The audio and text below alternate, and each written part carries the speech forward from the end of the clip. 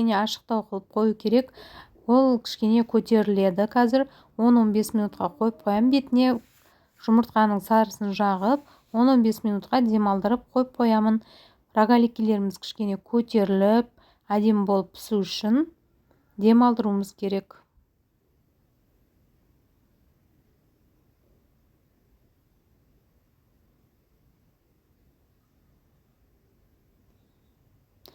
Қызып тұрған пеште 180 градуста өздеріңіздің печкелеріңіздің қызуына қарай пісіріп аласыздар. Менде міне дайын болды достар. Соңына дейін көрген болсаңыздар рахмет.